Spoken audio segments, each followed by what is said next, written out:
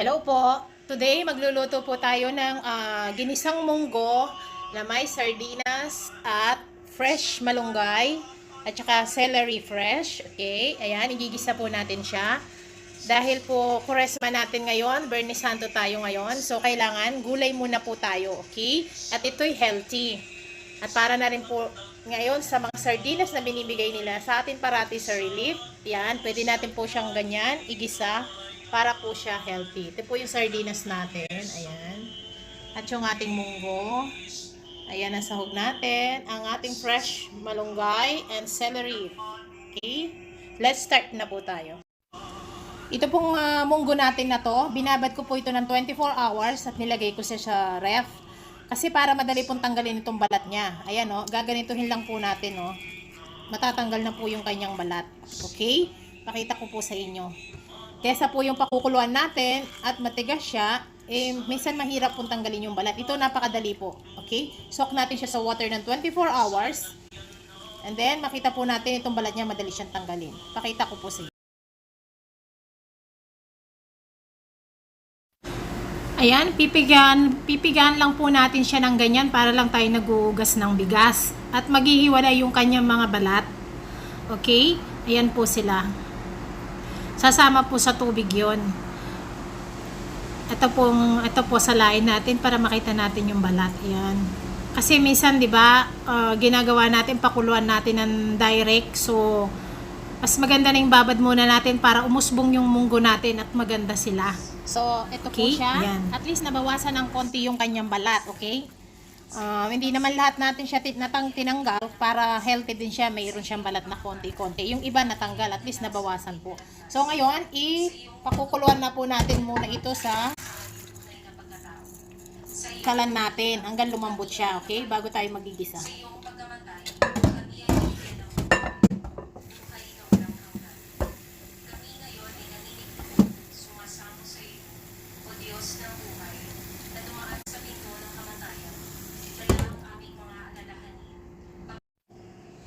At ito po, ang malunggay na to ay pinitas ko pa ito sa aking hardin. Ayan. Ganito. Dahil po nga Bernie Santo tayo ngayon, mag-ulam muna po tayo ng mga gulay na healthy. Okay? Ayan. Ayan po. Fresh pa po yung malunggay ko.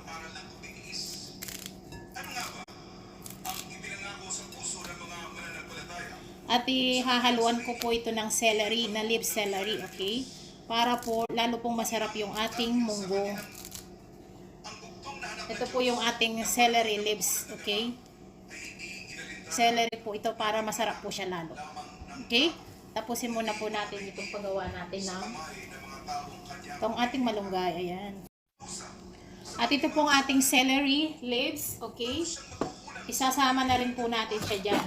Okay, hiwain po natin siya ng pag ganito lang pong hiwa. Ayan. Hindi naman po yung gaano masyado maliliit na hiwa. Ito yung pinakagulay niya. Ayan.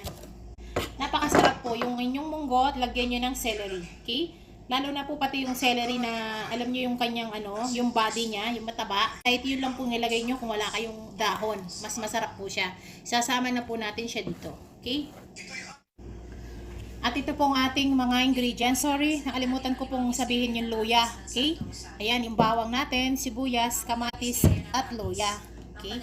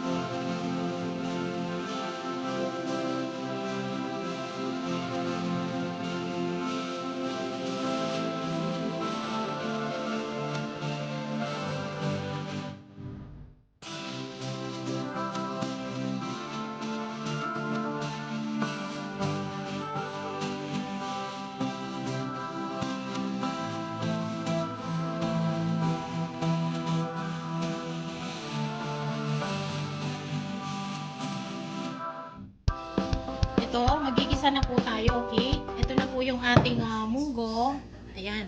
Pinakuluan ko po muna siya para siya lumambot, okay? So ngayon, igigisa na po natin yung sahog. Lagyan po natin ng oil. Kahit anong oil po yung inyong gustong ilagay. Kaya lang ako po olive oil ang linalagay ko para hindi tayo ganong tataba. Okay? Ayan. So, ito na po yung ating ginayat na sibuyas.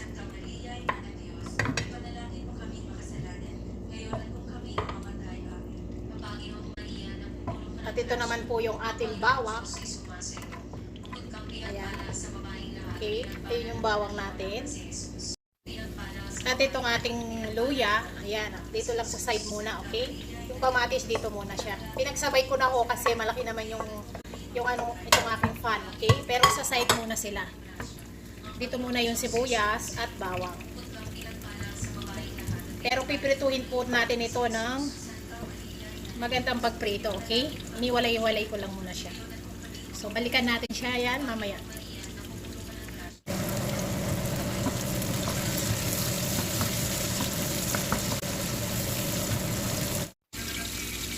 Tunawin po natin itong kamatis, okay? Para siya masarap.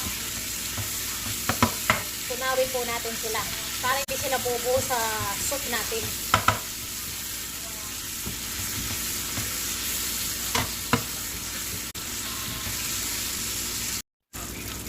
Ayan. So, natunaw ko na po siya na mabuti, yung kamatis. Okay? So, ngayon, lagyan po natin yan ng patis. Okay? Ayan, lagyan po natin siya ng patis. Lutuin po natin mabuti itong sahog natin, okay? Ayan po yung patis. Katamtaman yung gusto nyong ilagay nasa inyo. Kung ayaw nyo ng patis, pwede rin. Tapos, lagyan natin siya ng black pepper. Ayan.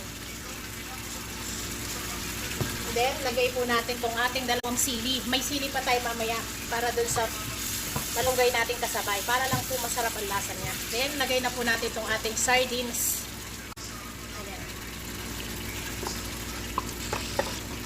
Ang sardines po dito ganito. Wala kaming So, balik na po tayo dito sa ating munggo.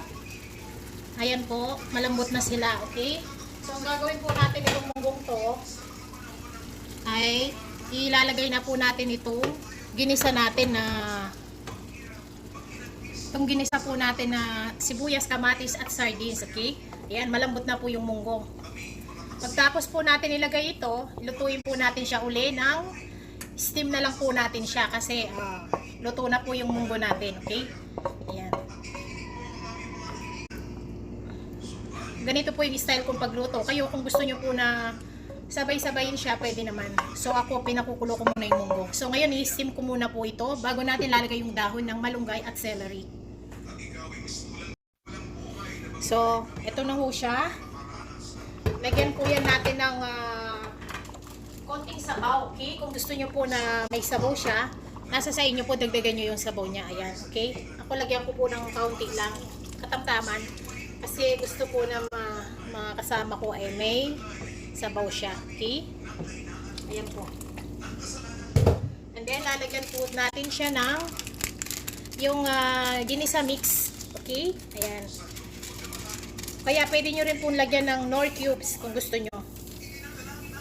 Kasi ayaw ko mag-betchin dito sa aking munggo. Okay, ayan po. Pakuluan lang po natin ng 2 beses o 3 beses na kulo para ma-absorb niya yung nilagay natin na. So, ito na po. Ayan. 10 minute ko na po siyang pinakulo. Okay, so na-absorb niya na yung mga sangkap natin. Okay, ayan po. Teka, close up natin. So, ngayon nilalagay na po natin yung ating malunggay at celery. Ito, 2 sili pa ulit. Okay? Para siya mas masarap. Ito na po yung ating malunggay at celery. Kung napapansin nyo, ang dami ng dahon ko kasi masarap po ito Healthy siya sa munggo. Para rin po tayo may gulay. Lalo na, Biyernes Santo natin ngayon. So, gulay tayo. Siguro narinig nyo po yung background ko ay misa yan po sa atin sa Quiapo. Kasi wala akong simbahan dito. Kaya dyan na lang ako sa phone ko. Misa ng Quiapo. So, ito na po. Ayan. Mix well lang po natin siya.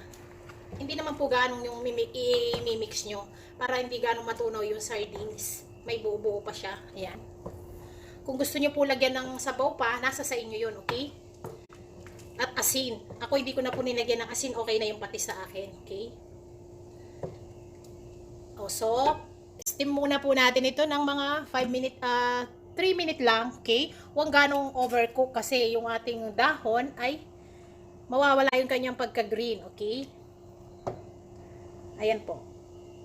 After 3 minutes, luto na po ito. Ayan po, luto na siya. Okay? So, ayan po yung ating malunggay. Ayan, kulay green pa po sila. Oh. Basta wag nyo lang po siyang tatakpan pag dinagay nyo na yung gulay para green pa po yung inyong veggie. Ayan. Okay? So, ito, ilagay na po natin yung ating niluto na munggo na may sardines at dahon ng malunggay at celery at sardinas. Okay? Ayan po siya. Oh.